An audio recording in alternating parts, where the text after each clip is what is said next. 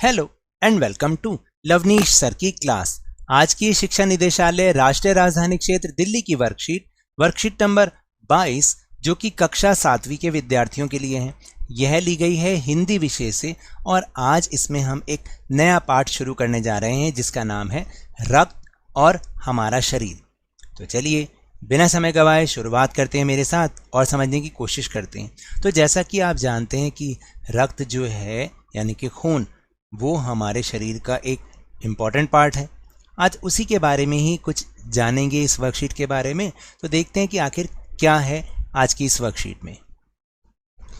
प्यारे बच्चों, क्या आप जानते हैं कि रक्त का हमारे शरीर में क्या कार्य होता है? उसमें कौन कौन से तत्व विद्यमान होते हैं, उनकी क्या विशेषताएं होती हैं?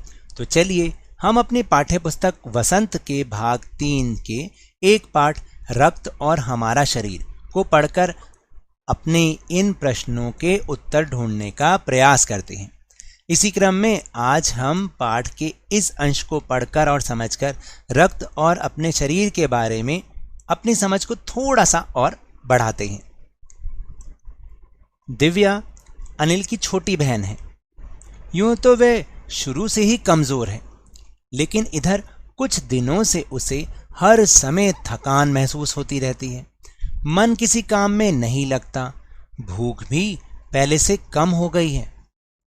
अस्पताल में उसे डॉक्टर ने देखा तो कहा, लगता है दिव्या के शरीर में रक्त की कमी हो गई है, जांच करवाकर देखते हैं। यह कहकर उन्होंने दिव्या को रक्त की जांच के लिए पास के एक कमरे में भेज दिया। वहां अनिल को अपनी ही जान पहचान की डॉक्टर दीदी दिखाई दी। डॉक्टर दीदी ने कहा, कहो अनिल, कैसे आना हुआ? अनिल ने बताया कि डॉक्टर ने दिव्या को खून की जांच के लिए आपके पास भेजा है। इतना सुनते ही डॉक्टर दीदी ने दिव्या की उंगली से रक्त की कुछ बूंदें एक छोटी सी शीशी में डाल दी और स्लाइड पर लगा दी। फिर अनिल से बोली, अनिल तुम कल अस्पताल से रिपोर्ट ले जाना।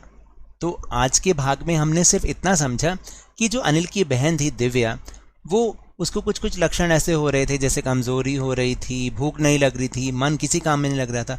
तो इसलिए डॉक्टर ने शायद कहा कि हो सकता है इसके अंदर खून की कमी है, जिसके कारण ऐसा हो सकता है, तो आप जांच करवा लीजिए। और फिर अनिल ने जब दिव्या के खून की जांच कराई तो उसको वहाँ उसकी दीदी मिल गई, जानकार डॉक्टर दीदी। उन्होंने उसका ब्लड टेस्ट किया, रक्त का जाँच की और बोला रिपोर्ट कल अस्पताल से ले जाना। तो चलिए अब हम चल रहे हैं अपने प्रश्नोत्तर की ओर। तो जैसे पहला प्रश्न है कि दिव्या के शरीर के में खून की कमी क्यों हुई होगी? आपको सोच के लिखना है कि दिव्या के शरीर में खून की कमी क्यों हुई होगी। देखिए, मुझे जैसा लगता है कि दिव्या कुछ दिनों से ठीक से खा पी नहीं रही थी, इसलिए शायद उसके शरीर में खून की कमी हुई। फिर दूसरा प्रश्न है कि आपको किन किन कार्यों को करने से थकान होती है? जैसे हमें कई मंजिल जीने, मतलब यहाँ पर आप सीढ़ियाँ लिखेंगे, सीढ़ियाँ, कई मंजिल सीढ़ियाँ चढ़ने से थकान होती है। बहुत तेज दौड़ने से भी तो थकान होती है, बहुत तेज दौड़ने से थकान होती है ना? ये दो कार्य मैंने लिख दिए, बाकी आप खुद भी सोच के लिख सकते हैं। फिर है खून की जांच से कौन कौन से रोगों का पता लगाया जाता है? देखिए, अचानक वजन घटने, खून की कमी, पॉलीसाइथमिया, इन्फेक्शन, रक्त विकार और कुछ विशेष कैंसर जैसे लिम्फोमा, ल्यूकेमिया इत्यादि रोगों का पता खून की जांच से लगाया जा सकता है। तो अब आपको पता चला कि लगभग हर बीमारी का पता, लगभग मैंने बोला हर बीमारी का पता हम खून की जांच से लगा सकते हैं, क्योंकि अगर उसमें थोड़ी सी भी गड़बड़ आती है तो हमें पता लगता है कि शायद शरीर में कुछ प्रॉब्लम है। फिर चौथा प्रश्न, फिर है प्रश्न नंबर 4, यदि आपको किसी मरीज का हालचाल पूछना पड़े तो आप उनसे क्या क्या बात करेंगे? जैसे आप कैसा महसूस कर रहे हैं, इसके अलावा और क्या लिखोगे? देखिए, आप कैसा महसूस कर रहे हैं, भूख कैसी लगती है, कहीं दर्द है आपको, कल खाने में क्या खाया था, इत्यादि जैसे प्रश्न या ऐसी बातें हम उनसे पूछ सकते हैं। फिर प्रश्न नंबर 5, अस्पताल की किसी आंखों देखी घटना का वर्णन करें।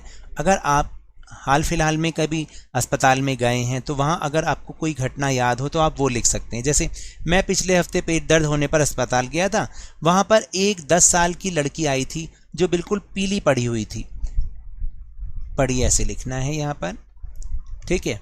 डॉक्टर ने उसके खून की जांच की तो पता चला कि वह पीलिया। पीलिया के लिए हम कैसे लिखेंगे, ऐसे लिखेंगे पीलिया, ठीक है। मैं यहाँ पर आपको काट के भी लिख देता हूँ इसको। पीलिया कैसे लिखना है, पीलिया। पीलिया जिसे हम इंग्लिश में जॉइंडिस भी कहते हैं। पीलिया ग्रसित बताया। डॉक्टर ने उसे फल व हरी सब्जी खाने की सलाह दी और दवाइयाँ लिखी। तो आपने इस तरीके से इस प्रश्न का उत्तर लिखना है।